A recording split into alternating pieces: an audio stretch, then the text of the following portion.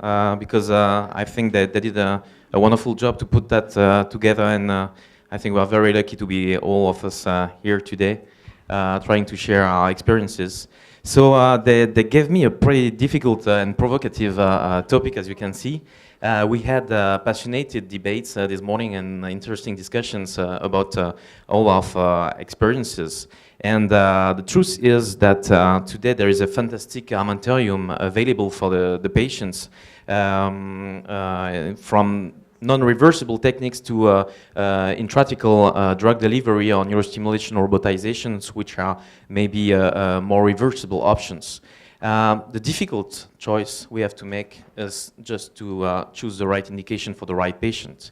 And you might think that there will be a very, very technical discussion here because we are talking about biomechanics, about cutting and lengthening since this morning. But I think it is not only technical. And there is also a philosophical discussion. As a neurosurgeon, I will be more comfortable maybe just to talk about what I've been doing since 10 or 15 years, meaning that I spent 10 or 15 years of my life destroying millions and millions of neurons of my patients, being a rehabilitation surgeon. That's quite a bit unusual and paradoxical in the concept. And if you take these basic postulates to make sure that you are doing something which is good for the patient, you see that we are facing a population which is very, very heterogeneous, that the timing and evolution of the disease is something which is crucial to take into account. We're talking about reversibility, not only about the reversibility of the deficit of the patient, but also the reversibility of the therapies we are applying to those patients. There is a matter of cognition and contract. We need to path and discuss with the patient, the family, and I think those criteria are very important in the decision process making. And here is also the session of the future, but we are talking about innovation. We are, of course, talking about our ego, because we are surgeons, and we don't accept failure. And we think that every problem, we're gonna solve them. So if you put technical and philosophical discussion, you see that variability, timing and evolution, reversibility, innovation is a matter of technicity. But reversibility of the therapy we apply to the patient, the contract, philosophical contract we need to path with him. And the matter of going through innovation or being refractory to it, especially with our ego, that's a matter of philosophy. When you listen to those guys, they are talking about needle tenotomy. And of course, I was skeptical. And I was a bit afraid about bleeding, exactly as we had this question this morning. Now, I just tried, thanks to those guys. And the needle I use in Poitiers, I call them the gouge needle, because this is not only a matter of technicity, this is important, of course, as Philippe told us, the tip of the needle and the fact that you cannot destroy the vessels around if you take just the tendon in the middle of it and you are just doing the scrunch from Alexis in the right approach. This is something very important. But the fact that they propose to change the life of some patients in 6 minutes without a scar and no immobilization, and the next day the claw foot, the problem is solved. This is not a suggestion, this is a revolution. You just have to take the train or stay on the station. But that's what Gauche, for example, is proposing to us since this morning. So I think that those two parameters, they will be very important to take into account if we want to move to the future. It is not only a matter of technicity. So if you put patient and surgeon, you see that variability, evolution, cognition contract, this is a matter of the patient. But the reversibility of what we do, innovation and ego, once again, this is the problem of the surgeon. So every time in life, as always, we need to follow the good path and we need to meet the good people. And that's the chance I had because I'm gonna talk about my two mentors here. It's a special dedication to them. And you will see that I think that the key is to mix the cultures between us, and that's why it's really a chance to be there and to discuss all together. So I'm a neurosurgeon, and that was my mentor. She was unbelievable. 63 years old, and she was a race pilot. She was translating Latin and Greek. She was building some humanitarian school in Colombia, in Vietnam, and doing humanitarian medicine. She was the French president of the Neurosurgical Society. And you know Philippe, and he's here just to describe himself also. So we built a unit in Poitiers, mixing 3 spine surgeons being from orthopedical part and 3 neurosurgeons being from neurosurgical part. I'm very proud to have Tanguy with me, my fellow, who is an orthopedic surgeon, and I am a neurosurgeon. And I think that the fact that the 2 cultures are mixing together to do real neuro-ortho, but for real, this is something hand in hand we can change the care for the patients. So I'm gonna talk very briefly about nervous system surgery for nervous disease. This is my culture, my mother culture, we're gonna say. This is neurosurgery. Rebuilding a mechanical architecture. That's what I'm trying to learn with Philippe when he's talking to me about the fibular components when we try to correct the varus with, for example, a percutaneous stenotomy of the posterior tibialis. And that's what we tried to discuss a couple of weeks ago in Poitiers together. The noble art of lesioning. This is something which is noble in some people's talk, neurosurgeons. This is maybe something dangerous when we see that in China, for example, they wanted to do DBS on a new disease. They called it homophilia, for example, and they wanted to cure all those patients with DBS. That's the problem also of innovation and neurostimulation. So art of lesioning leads to stimulation rather than destruction, because you will see that the neurosurgical culture is to try to solve a problem on the nerve by destroying it. And it has been 50 years that we were doing this. Maybe we should think about something else. Clinical implications, just to give you an overview about this. So, first part, and Thierry told us about his amazing experience about neurotomies. My school was very simple. I mean, in front of a pure spastic equinovarus foot, we decided in Poitiers to do tibial neurotomy, and that was our most frequent indication. We also talked about the elbow flexum and this problem here, and it is very simple in the Poitiers school. If there is no contraction, if it is pure spasticity, if the patient has got a focal spasticity, diffuse spasticity will be addressed by, I think, Professor Basmail. If it's focal spasticity, we try the Botox, and if the Botox is positive and we want a permanent treatment because the patient is asking for example, or has side effects or whatever, then there is a perfect indication for us without any contraction for a neurotomy. And we didn't see how we could lengthen the tendon if the problem is coming not from the tendon but the nerve, and the block is solving the situation or the Botox is solving the situation. So we learned that we were afraid about weaknesses after neurotomies. But I'm not so afraid. It happens. You will see the literature is very interesting.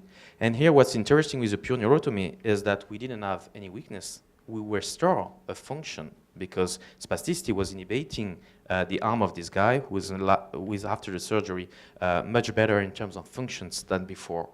So of course, if we look at the results and complications, there is interesting literature on this. The recurrence is not a major issue, I don't think so. And the long-term follow-up studies are also demonstrating that the effect is sustained within time. You can be afraid about 15% of motor weaknesses if excessive, and you can observe also sensitive loss and or neuropathic pain, which are hopefully, for most of the cases, transitory, but it can be a problem also. So you see here the literature about some examples about the long-term effect of tibial neurotomy.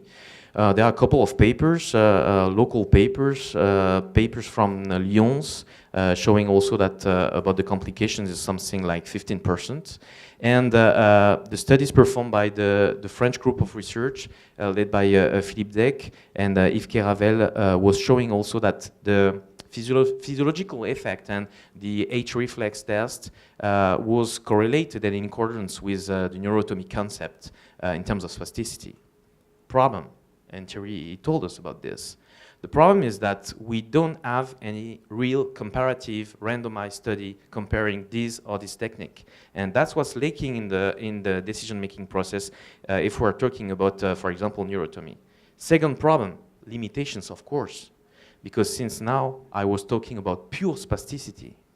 When does a patient, have a pure spasticity without any retraction, contractions, or any hypertonia, or worse, dystonia associated to the problem of spasticity? So we need to look at the tendons, and of course, at this point, the concept of neurotomy by itself is not applicable to the vast majority of the patients. So just to conclude, in terms of pure spasticity, if you really have a question and you don't know if it's contraction or spasticity, you can do an anesthetic block, and Thierry once again told us about this. If yes, neurotomy, why not? If no, you need to go to see somebody else or to have the experience of the mechanical architecture treatment in your own team or your own experience. And that's where Philippe is starting, I think, his approach and view. He came, I think, from the ortho coming to the neuro, but he's able to do both. And I hope I'm happy to do also tenotomies when needed, because I think that we need to combine, for real, the neuro and ortho techniques as we discussed today during the whole day. So you look at the, for example, in case of varus, mixed varus, you look at the anterior tibialis. If the anterior tibialis is responsible for the vast majority of the varus, and we will need 3D modeling from Antoine to make sure, I'm sure. And if you want to correct it perfectly, or if you got a good tibial anterioris, you can discuss to do a splat. If not, you can discuss if it's a posterior varus, for example, of percutaneous stenotomy of the tibial posterioris, but you need to pay attention to the fibular component, agonist, antagonist, always in our discussion. If you got a claw foot, you can use stenotomies, and not only on the digitorum flexors, longis or brevis, but also the abductus or many, many tendons. And Philippe, he shared with us extraordinary, amazing experience of this. So here starts the second discussion. It's lengthening, cutting. How can we manage the tendon to make sure that we're gonna give the patient the best chances to have a good outcome? So you got lengthening technique, there are many. You got a section technique, and here is a revolution provided by Garsh experience, and it changed my life of surgeon. In these cases, of course, simple treatments, fast treatment can provide a really good outcome to this patient in terms of aesthetic, hygienic things, and sometimes functions.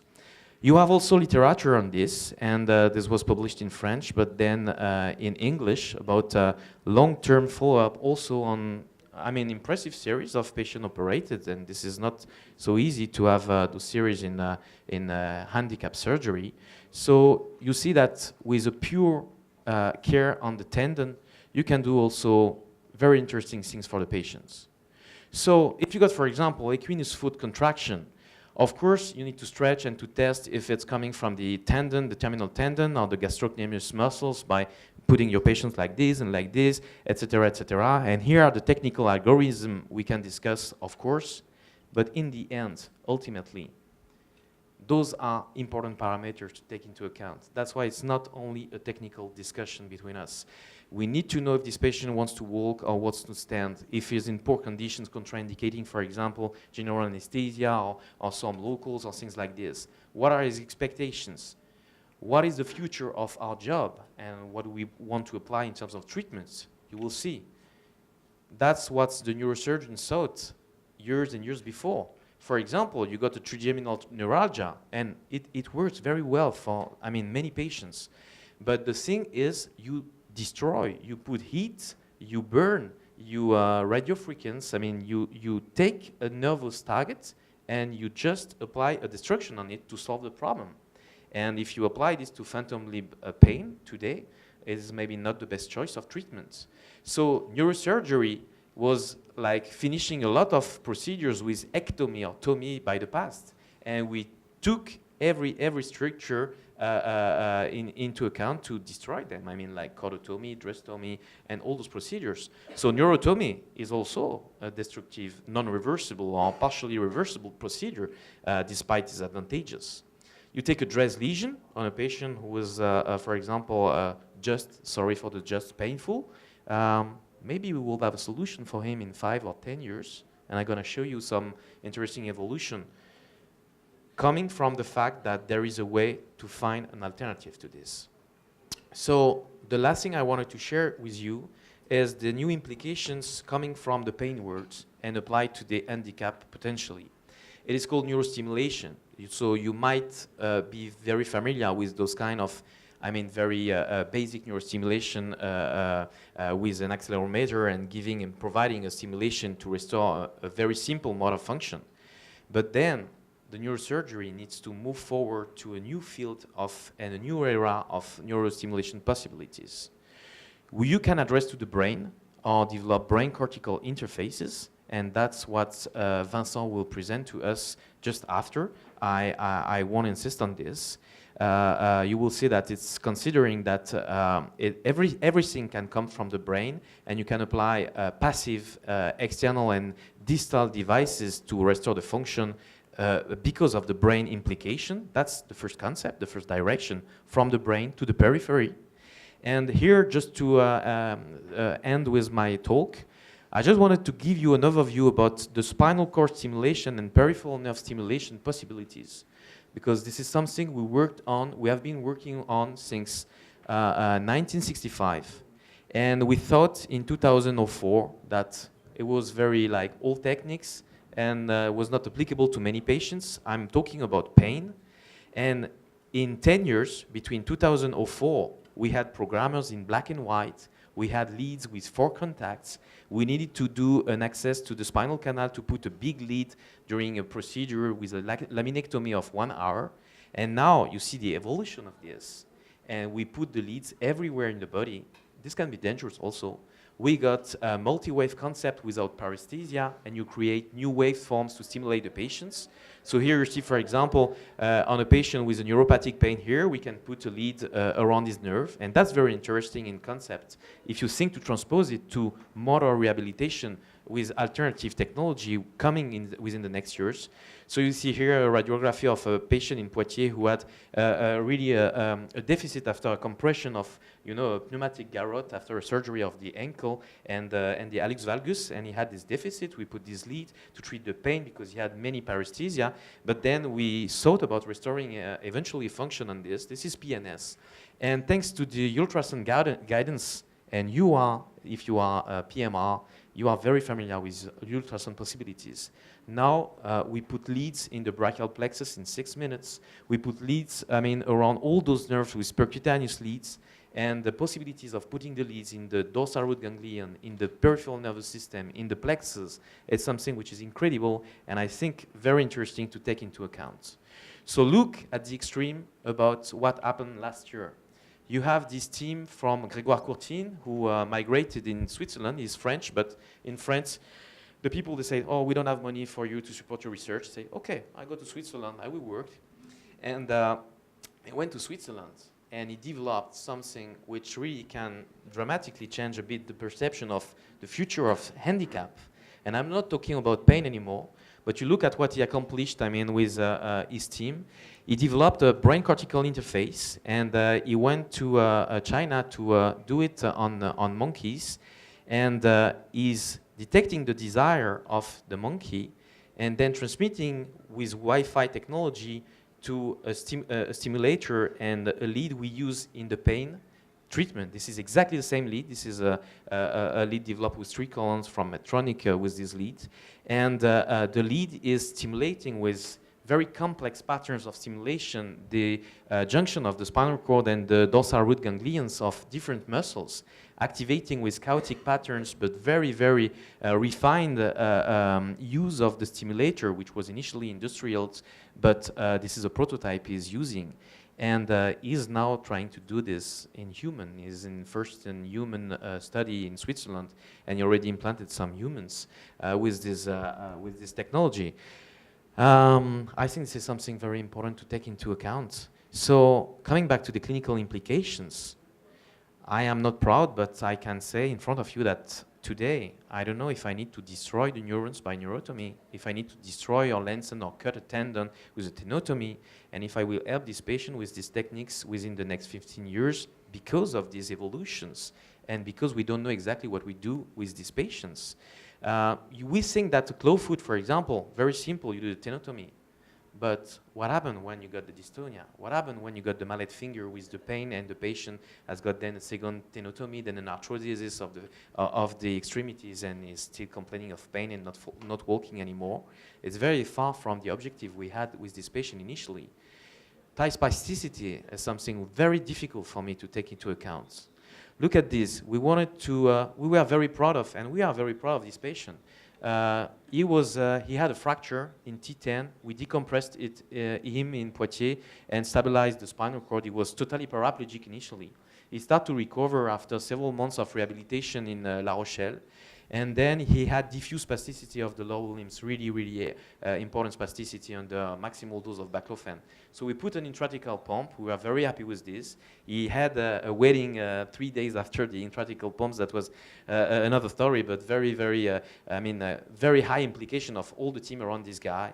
And then as soon as he wanted to increase the dose of the baclofen, he started to complain about really weaknesses, and we could not increase the dose of baclofen. But at the same moment, he was redeveloping a trepidation, you know, and the clonus of the ankle. It was really, he had a lot of spasticity in the hamstrings. So we did a block, and the block was helping a lot.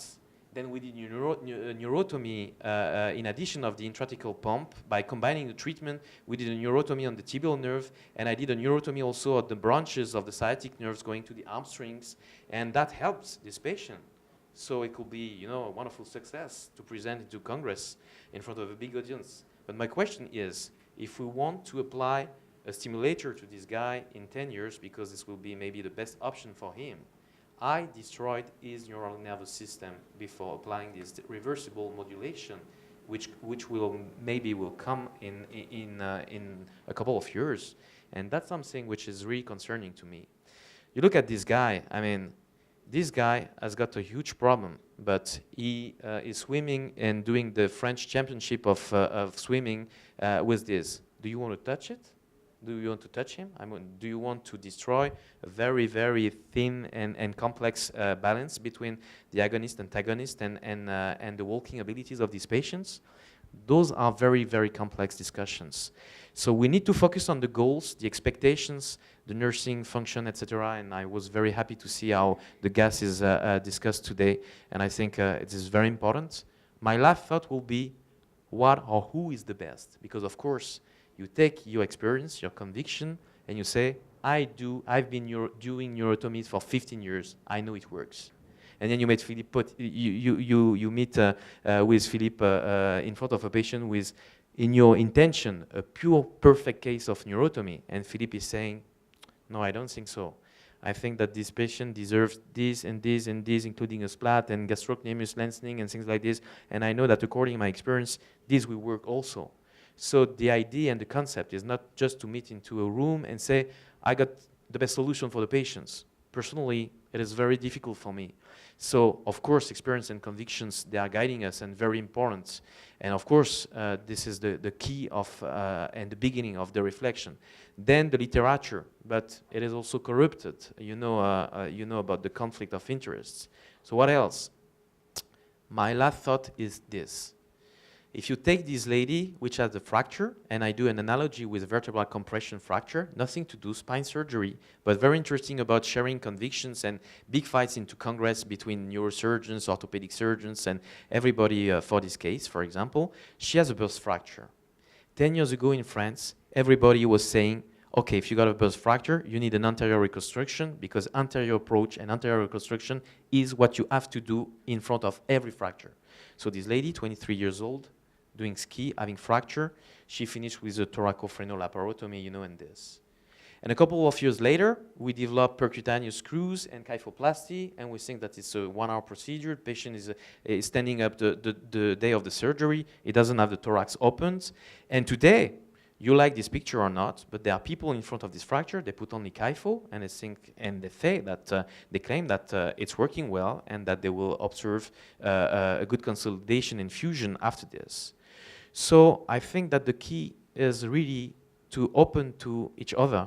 And the second key is, if we have convictions, we need to do modeling, we need to do a lot of research, we need to do 3D models, we need to do predictive research, meaning that by collecting data in a prospective way and having also data mining, machine learning, because this population is so heterogeneous, we need to have a clear answer and a clear path to know if one technique will be better than another one. Without our conviction, just because it's statistics, you know? It's like the Weather Channel. We didn't like it 10 years before, but now we are all looking at our iPhone. If we go into the weekend in Ile-de-Ré or in Birmingham, or I don't know, because of the weather, it is not a prediction anymore. It is mathematical science with 100% of accuracy.